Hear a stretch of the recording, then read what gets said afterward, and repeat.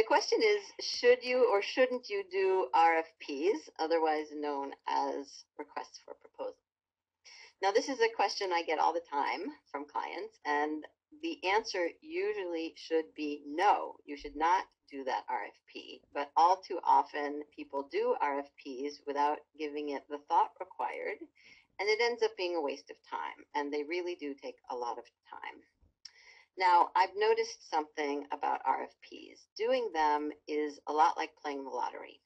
You see this glittering mirage out there on the horizon, because they're usually for a big project, for a big organization or business, and it sounds really, really good, and you think, that could be mine if I guess the right number. And in fact, today, I got a message touting a list of possible quote-unquote opportunities, and sometimes I feel like that word is just such a euphemism, that one would not want to miss out on. There were things like toy company in need of creative ideas, or marketing services needed for large university system, or health and beauty leader looking for digital services. And they sound really good, and they're real, pretty much real. Or are they? That's a question. But the fact is that there is so much more to this than guessing the right number, especially because, as I said, they take a lot of time. And I really see a lot of people wasting a lot of time on RFPs that they have no business submitting.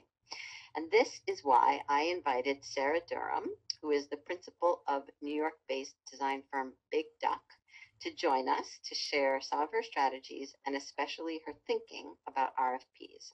So first, I'm going to introduce Sarah and tell you a little bit about her, and then I'll hand the presentation over to her.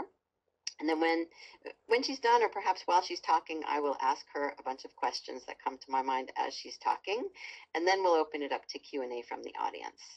So as your questions come to you, feel free to type them into the question box, and then we'll get to them at the end.